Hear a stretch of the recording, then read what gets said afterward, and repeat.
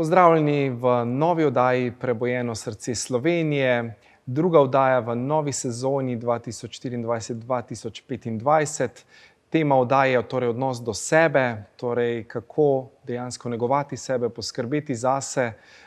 Nocoj z nami krasna gostja, gospa Sabina Hladnik, ki je vodja projektov pri založbi Kiara. Tema najinega pogovora je v bistvu skrb zase, smehom in rožicami. Sabina, dobrodošla, živijo. Pozdravljen, Dejan. Ja, kako si kaj? V redu, delovno, ampak z veseljem delovno. No? Z veseljem. Ja. Delaš srcem to, kar delaš? Ja, zelo. Mislim, da s srcem pa eno tako predanostjo, kar ne znam drugače delati kot na ta način, no, v resnici. Tako da sem lahko sam tam, kjer to gre. Ni pa bilo vedno tako, ne? Delali si v eni multinacionalki, a ne, je bilo kar naporno takrat. Mogoče nam lahko poveš, kako je bila ta tvoja pot, a ne, do danes. To je res. Začelo se je tudi tako zelo s srcem in popolno predanostjo, zaradi tega, ker je pač prišla ta služba do mene na podlagi angleščine, ki je moja druga ali pa prva ljubezen, niti ni važno, no, jeziki nasploh so moje veselje. In bil je to en tak res mini oglas v delu, ampak me je intrigiralo to, da pač potrebno znanje angleščine. To je bilo pa tudi vse, kar je bilo. In tako se je začela, sem se prijavila, malo kasneje mi je pokazala tista, ki je rekrutirala, da je bil to en takle fascikel. Moja prošnja na vrh in zato, ker je bila barvasta. Se jo je lotila malo prej prebrati kot ostale, povabili so me na razgovor. Sem še poučevala takrat odrasle angleščino, pa so rekli, če ravno takole takle čas, če čez prvomajske lahko že pridem kaj pomagati, ker tisti tujci že pridejo v Slovenijo in bi nujno rabili nekoga, ki bo prevajal. In potem tisti teden minil, smo podpisali pogodbo in zgodba se je začela v roku enega leta. Smo postavili trgovino, pa so bile pa mogoče prvih 5-6 let kar najbolj zanimivih, ker smo pač iz nič naredili nekaj, kar je zdaj nekaj zelo znanega. Kasneje so sledile še druga, tretja in peta trgovina.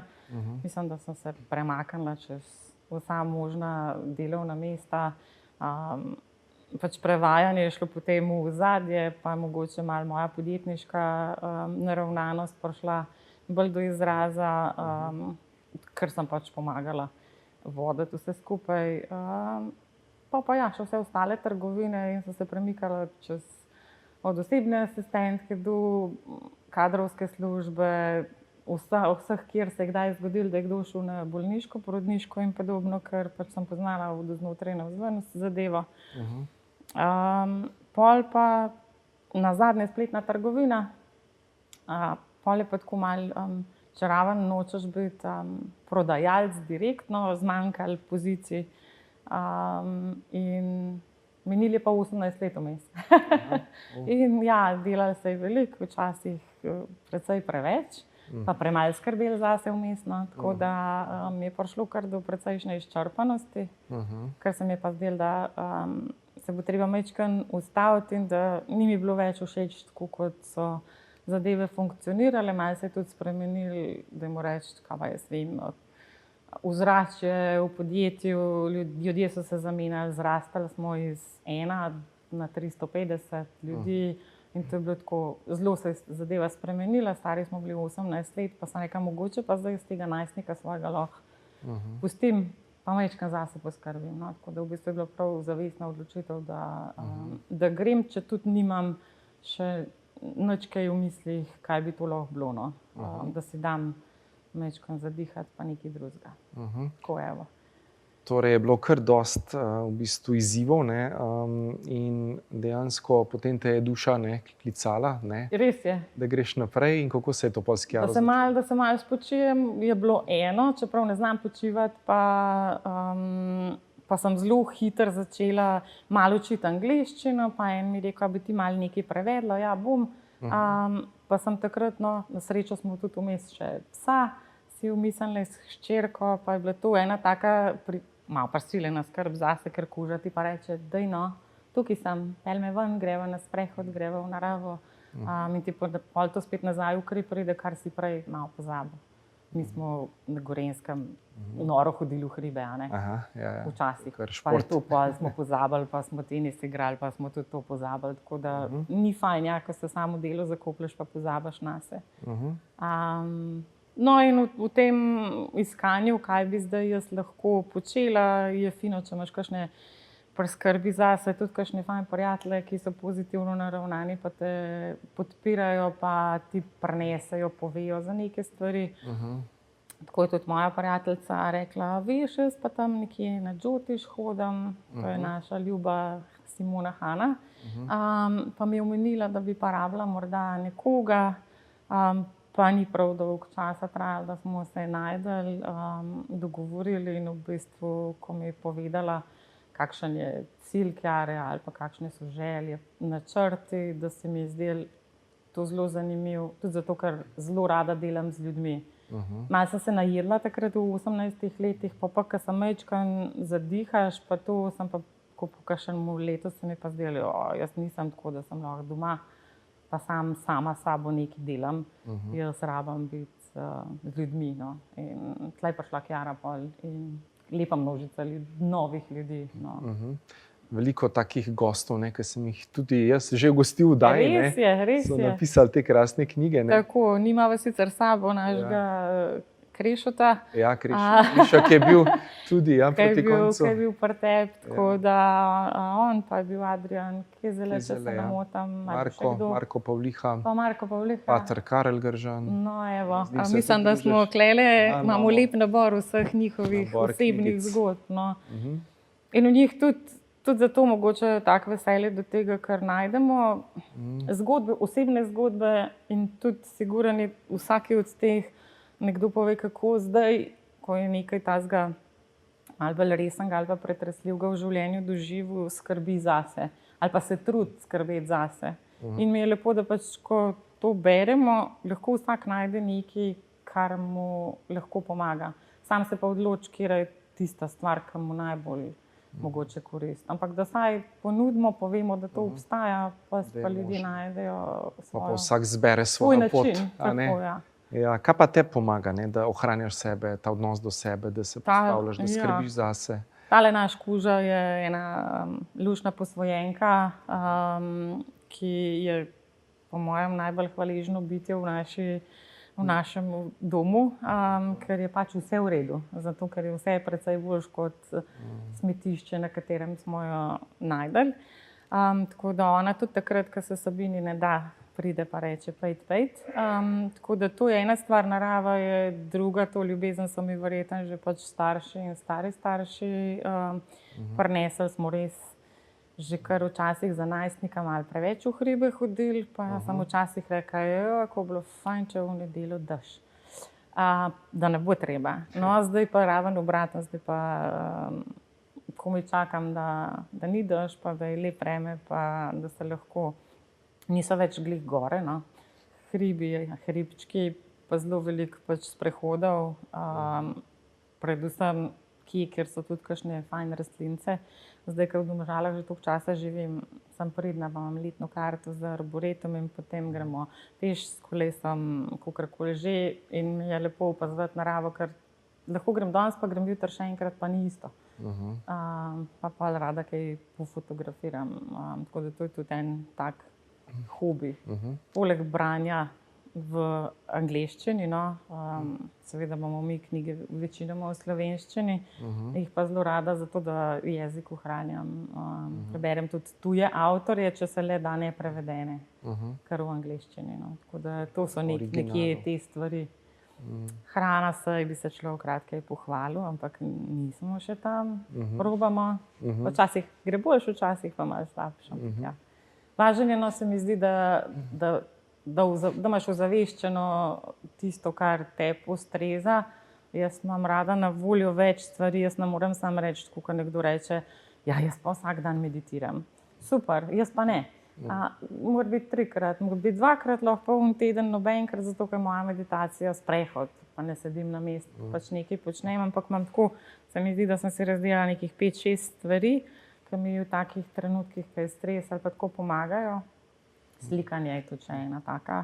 In potem po občutku vzamem tisto, kar mi paše. No. V tistem danem trenutku najbolj primerna za hiter prideti nazaj do sebe. No.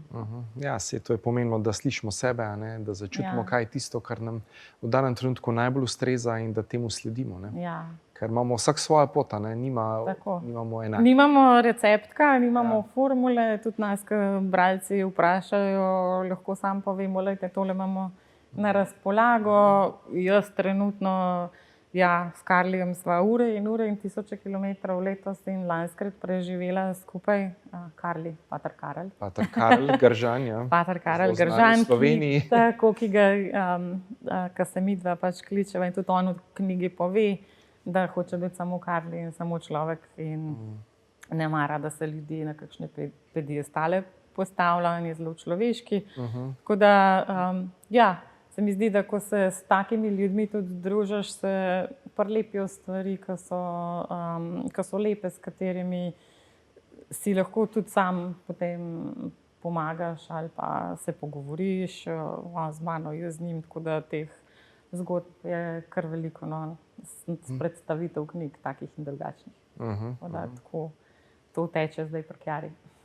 Torej imate veliko dogodkov, veliko teh promocij tudi? Tako, dogodkov je bilo letos res veliko, po mojem, ne vem, v neštetih krajih po Sloveniji. Njemu je pomemben prideva, prav jaz grem za enega. No, jaz grem pa s tabo, pa če jih je 10 ali pa 100 ali pa kakorkoli jih že je, da jim reče, vse enak teče. Zato, ker pač pomemben je v vseh teh zgodbah. Če enemu pomagaš, je to veliko, če pa še več, je pa sam še lepš videti. Isto zraven, tako je Sanelo Banović, ki je bila po mojem res, če vemo, da že takrat ob tistem TED-talku, pa polk je preštela dogodke in rekla, da jih je 368 v enem letu, kar pomeni, da je bilo včasih tudi v 2 krajih v Sloveniji isti dan. Da nam kjer ga pozabila, isto tako pač Brigita, zelo srčna do cilja in naprej, prišla je do enega zelo velikega cilja v športu, zdaj pa naprej hodi po res eni taki osebni poti, ki tudi marsikoga lahko navdihuje. No. Odlično, se bova nadaljevala po kratkem predahu, tako da se vidimo čez nekaj trenutkov. Pozdravljeni v drugem delu oddaje Prebujeno srce Slovenije, z menoj krasna gostja Sabina Hladnik. Odnosi so ključ, odnos do sebe je tisti prvi odnos, s katerim se vse začne, kar je tudi tema teh prvih oddaj nove sezone, oddaje Prebujeno srce Slovenije. Sabina, kaj meniš o odnosih? Kaj tebi predstavljajo odnosi? Kaj so odnosi, te navdihujejo? So včasih težki, izčrpljujoči?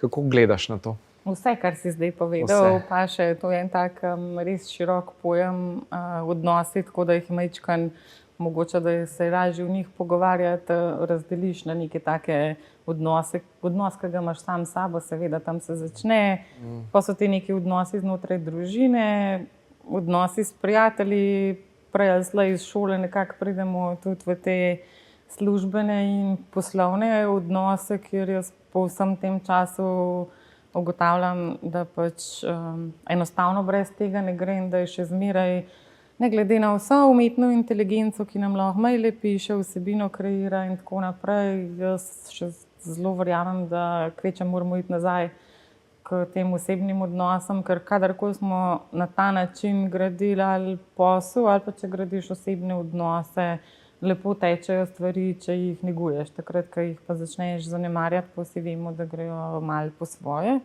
Seveda začnemo zanemarjati sebe, potem pa še vse ostale.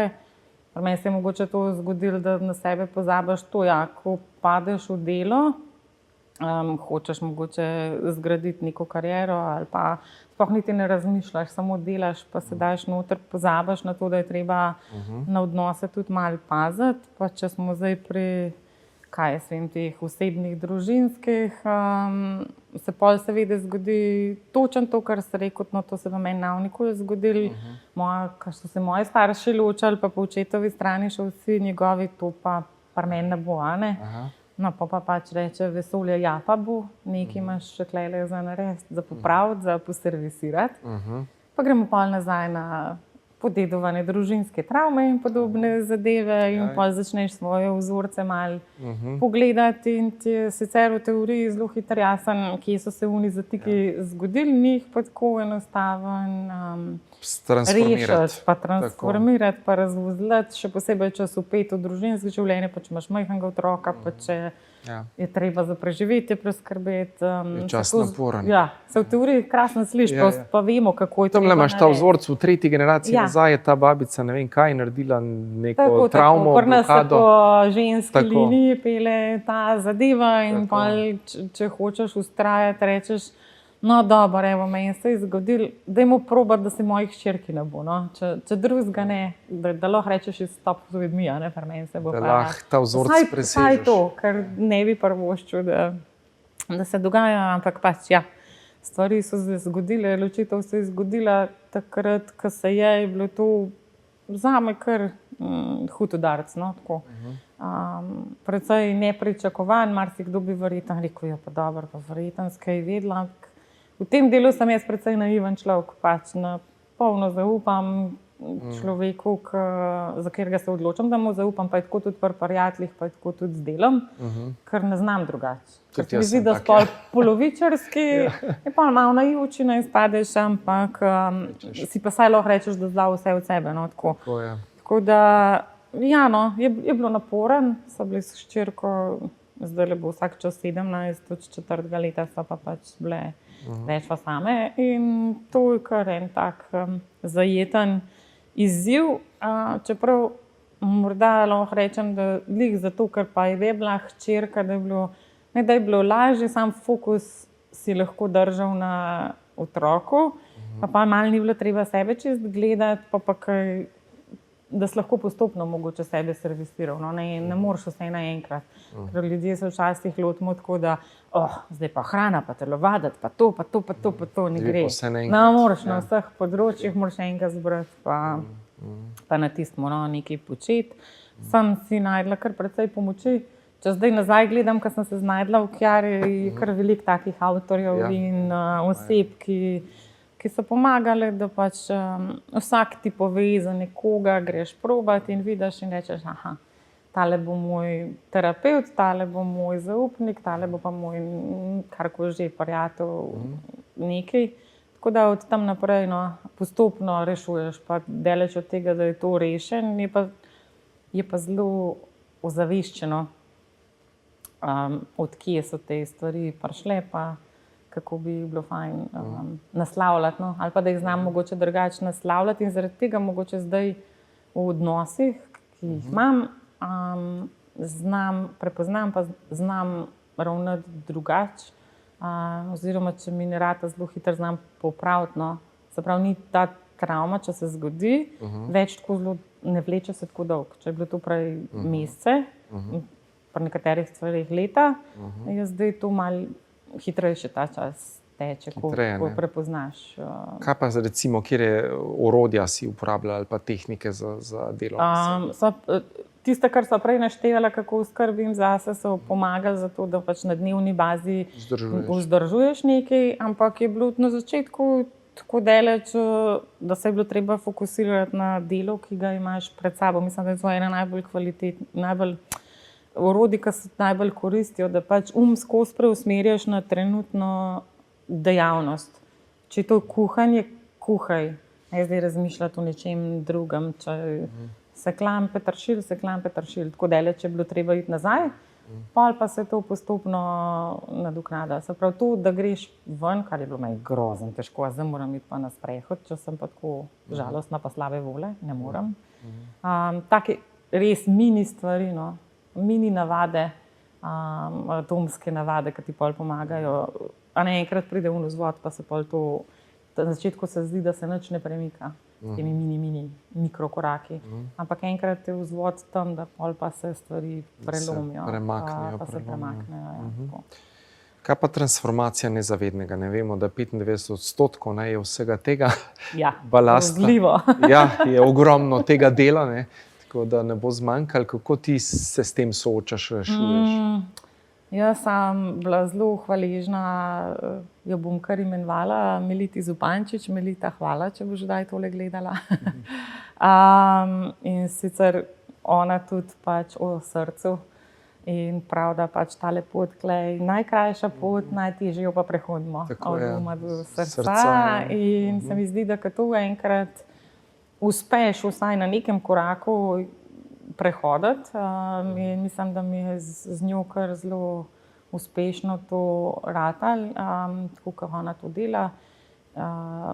In všeč mi je tudi, jaz sem tip človeka, ki mu moraš dati domačo nalogo, pa mora to narediti, pa tako majčkan bolj na ostro. Ne smeš me dolgo pač v univatki zavijati, barcen me uriti, da nekaj naredim, to imam jaz rada. Čeprav takrat na začetku rečem, groza. Ampak malo sem jezna na unga, ampak pa naredim. In tle mi to všeč, ker ona ni bergla, ni terapeutka, kar naprej k njemu hodiš pa jamraš, ampak te v polno moč reče, le tole pa tole moraš nasloviti, ko už to naslovila, se pa spet sliša, pa jo pa pokličeš, pa reče, ja, lej pa sem prav še zmer klet pucaš. Ko už pa videla, da že po stopničkah gor hodiš, pa bo, no, in pa vsakeč, ko sva se srečala, je bil hec, stajka ti, jaz pa mislim, da sem zdaj nehala klet pospravljati, da se malo že po kakšni stopnici navzgor grem. Pa se seveda najde kakšen drug odnos. Tega osebnega porihtaš, pa prideš pa delati, imaš pa izzive lahko s sodelavci ali pa v družini. No. Preko odnosov se vedno pokaže, kje imamo še kaj za delati. Ja, zelo lepo. Ogledalca, ki si jih nastavljamo. Pomakajo z rdečo zastavico, pa rečejo, klele pa še nekaj fali. Tle pa še nekaj, ena bolečina. Tako.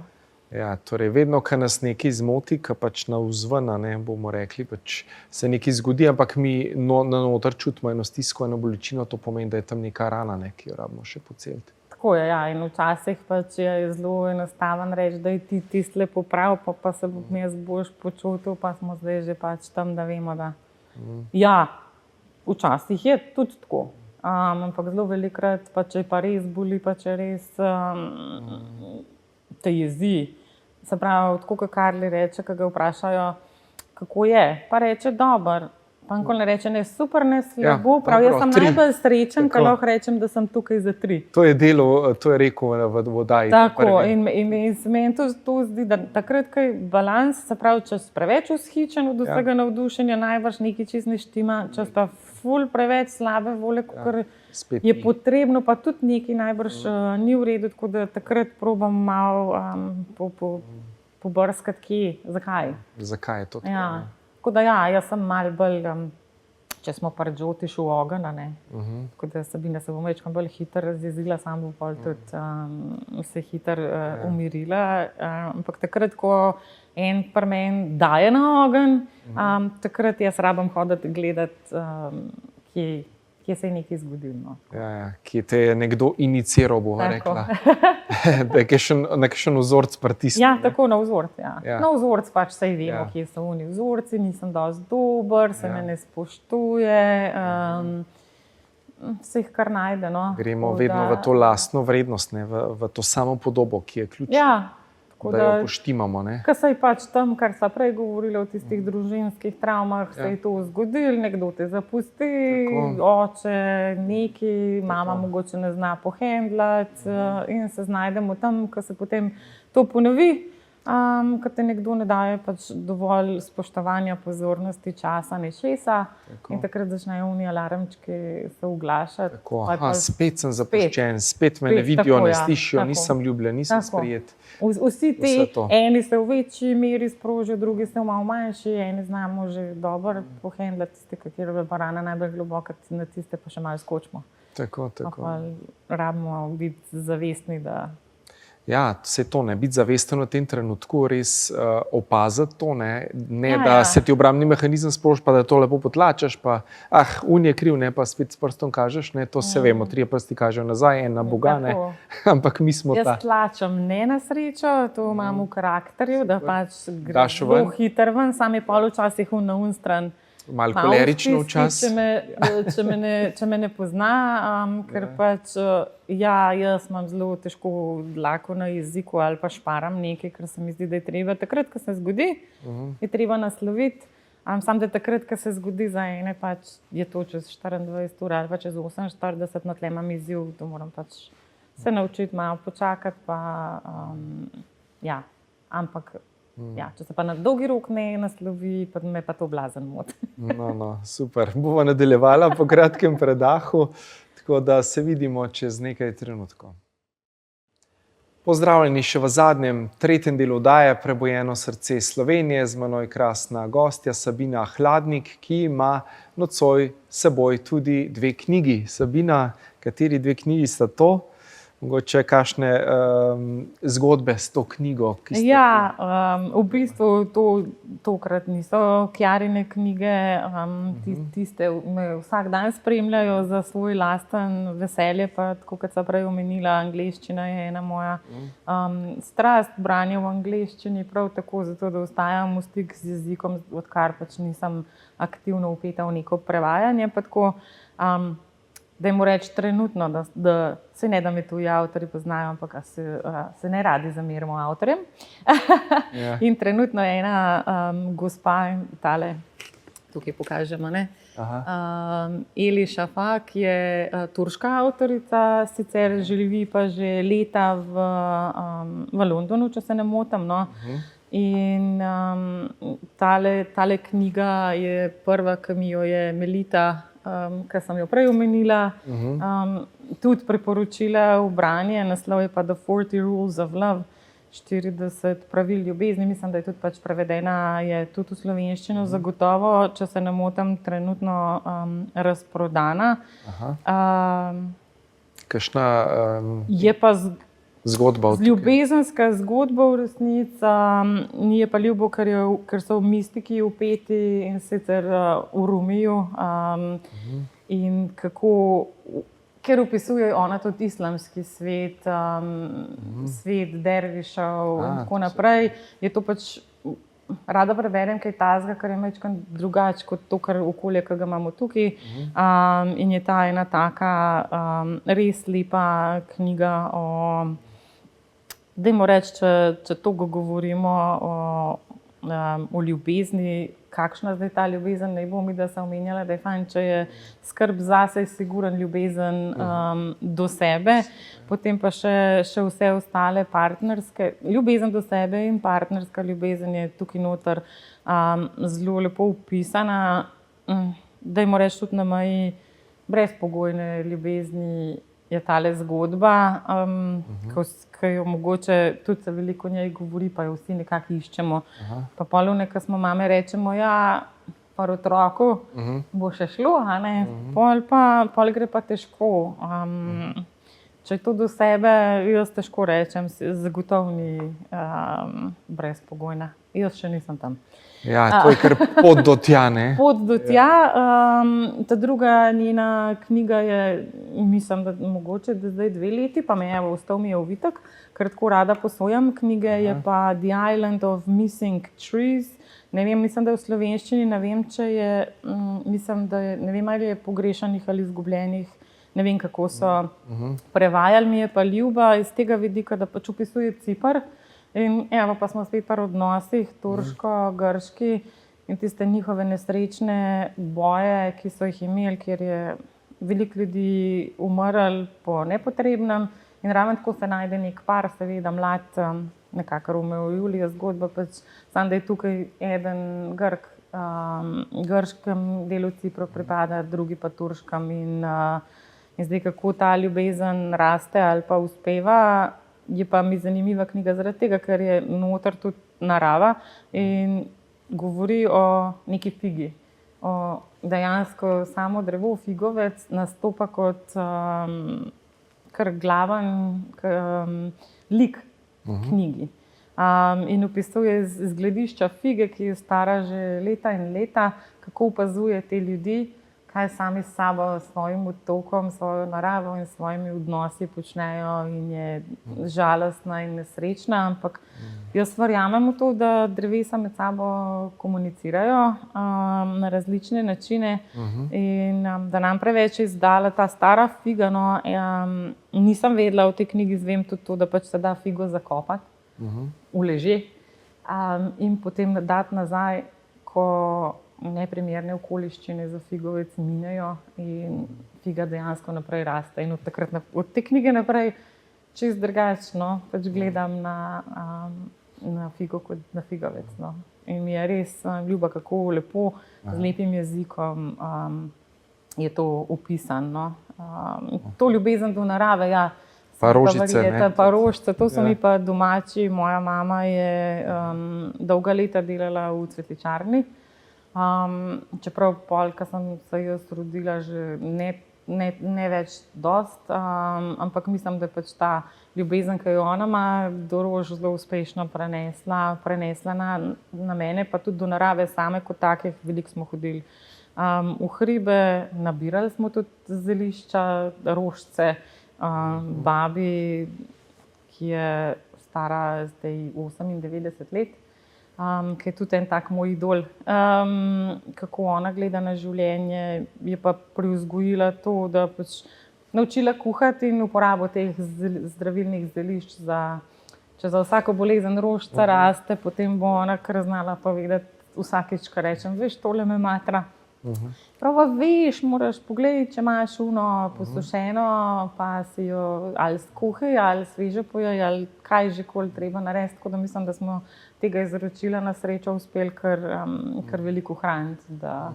Tako da ja, to je šlo po tej družinski poti, se mi zdi, ta ljubezen do narave pa rožic. No. Zraven pa še smeh, ki je pomemben pri odnosu do sebe, radost, igrivost. Ja, kako ga ti krepiš to energijo? No? Včasih, gremo nazaj na knjige, pa kakšno tako zabavno tudi preberemo.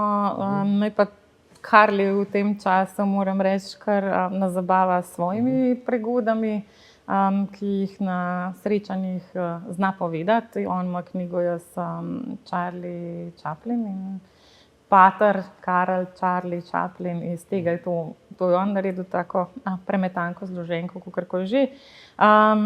In ja, no, jih ima veliko takih, pa tiste njegove bom pustila njemu, da jih sam pove, pa da jih pridejo ljudje poslušati, ker so neprecenljive v njegovi izvedbi. Meni so se pa večina kakšnih takih smešnih zadev, anekdot zgodile v času poučevanja angleščine. Takrat imaš nekaj ljudi pred sabo, vsak nekaj pove. In ena je bila, ko si je en moj, zdaj sva prijatelja, takrat sva se spoznala kot ti si moja trošica z angleščino, me boš kaj naučila. On je tudi majčkeno ima težav z disleksijo, kar je na srečo nima problema s tem, pa je to zabavno, tako, ker pač prebere besedo narobe, iz tiste narobe besede pride smeh in potem stavkov, ki iz tega sledijo.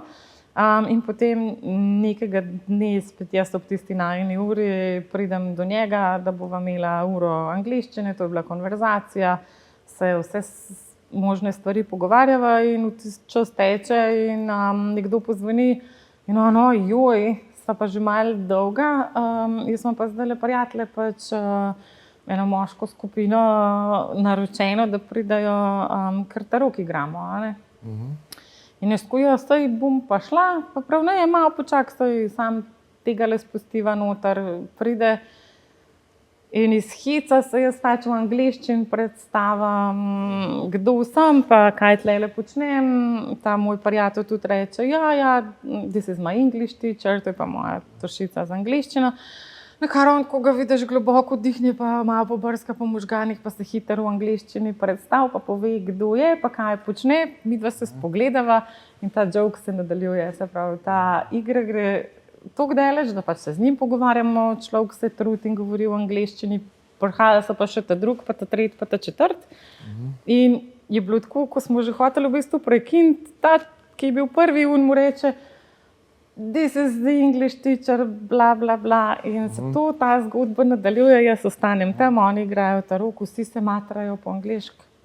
Govorite skoljaš, da nam ne bo kdo zameril, ker tole je tako. Eni so res trpeli, ker jim ni bilo fajn. In potem reče, ne vem, odigramo še tole, ali pa hrana, ali bomo pa povedali. Ampak najbolj zabavne so bile te stvari, ker so se oni, jaz sem se delala, da ne razumem in probala biti resna. In je bilo tako, kako se že reče malina? Kaj že mi pijemo, kako ne zdaj razložim, kaj je Jägermeisteru, a bomo kaj zajesno reči, da mi povej. In potem je bilo to tako zabavno, ker so si pomagali, ker to je pa najboljši možen tečaj angleščine, ki si ga sploh človek lahko zamisli, vsi so sproščeni in noben mu ni grozen. Pol je bilo pa tako, no zdaj bomo pa nazdravili. In prej so me sprašali, odkje sem, jaz sem se mogla vse zmisliti. Ker sem delala z avstralskim podjetjem, je bilo to tako, v redu, sem iz Melbourna, sem iz tam, sem znala pač, jaz sem si izmislila en karakter iz tam, pa sem ga opisala, da sem jaz to, in pol kaj delam v Sloveniji, ja pač s podjetjem in tako naprej, in tako se je ta zgodbica lepo nadaljevala. Potem pa, nazdravimo in jaz rečem, potem pa vse po slovensko, na zdravje, me veseli, da se ti naučil, ko se reče malina, ti ne vem kaj, ali je tako. 30 sekund tišine. Vsega drugače sem pa Stržiča. V Domžalah sem toliko časa in to je bil najbolj nasmejan trenutek. In zdaj, ko jaz grem po Domžalah, vseh teh 6 ljudi, se ustavim in me pozdrav v angleščini in se tiste 3-4 stavke v angleščini zmenimo in potem gremo vsak svojo pot. Je bilo pa to, verjamem, da zdaj, ko opisujem, to ni tako smešen, kot je bilo smešen za tistih 100 ljudi, ampak je zgodba, ki sem jo pol še naprej lahko razlagala, pa tudi na ta način poučevala, ker mi je fajn, da če učimo nekaj, karkoli že, da je veliko humorja vpetega v to, ker se mi zdi, da imamo Slovenci ročno zavoro, tu jezik lahko govorimo, če smo perfektni, drugače pa ne. Sem zmotil, je v redu, se boš zmotil. Ta perfekcionizem. Ampak da obrnemo na keks. Na keks. In recimo je potem cereal, ni več cereal, je potem serious, pa smešno, pa kosmiči, pa tako pa noben mu nič ni jasen, ampak krat so se pa naučili 3-4 nove besede. Tako da to je nekaj, kar me veseli početi, približati ljudem na tak način, prav študirala, da se sprostijo. In spet Ja. pridemo nazaj na komunikacijo, pa odnose, ki so bolj pomembni, kako se ti ljudje tam počutijo, kot to stvar počnejo, kakor pa, da imajo 100% znanje. Ta flow, feeling, energija je važna. Da se imajo fajn, ko pridejo na karkoli že. Ali na naša predavanja, ali se učiti nekaj, ali pa pač samo k nam po knjigo. Tako da to je tisto, kar mene polni, tako, če je treba najdeti. Da ni zmatran, ko prideš iz pisarne ali pa iz firme ali pa iz dogodka, pa sva pozna, pa je treba včasih 400 km narediti, ampak občutek, ko prideš nazaj, je neprecenljiv, zato ker si videl toliko ljudi, ki jim je to tako veliko pomenilo in si rečeš, ok, super, smo naredili nekaj lepega in vsak je lahko nekaj zase domov odnesel, tudi če samo en stavek. Ker zdaj, ko so bila že tokrat, recimo s Karlijem, tudi pridejo ljudje večkrat, pa mi reče, a veste, ko sta tam pa tam smo bili, pa je rekel Karli, dajte se spomniti vsak dan, saj 8-10 stvari, za kere ste hvaležni. Ali jih zdaj v Nabrnik prišla ena gospa, pa reka, meni se je to tako zdelo, pa kje ne jaz najdem 8 stvari, to je ful velik. Pa sem se pa v avto usedla, pa sem prišla do 22, sam da sem se že do doma pripeljala in to zdaj delam vsak dan. In to je tisto, kar rečeš, To je zelo pomembno. Ene znanstvene študije so dokazale, če bi mi 15krat na dan res srčno hvaležnost pristno občutili, bi lahko pozdravili najhujše bolezni. Tako, pa smo pa že čez spet pri drugi temi, kjer pa tudi to je nekaj, kar verjamem, da se da pač z umom vplivati na to, kako. Če vemo, da se boljš počutimo takoj, ko nekaj naredimo, pa sigurno to deluje. Tako. Mogoče sam zaključna misel, nekaj se nam je čas že iztekel za naše gledalke, gledalce, mogoče ena beseda, stavek, kaj bi želela še sporočiti glede odnosa. Ne vem. Glede odnosov, da probamo poiskati hvaležnost.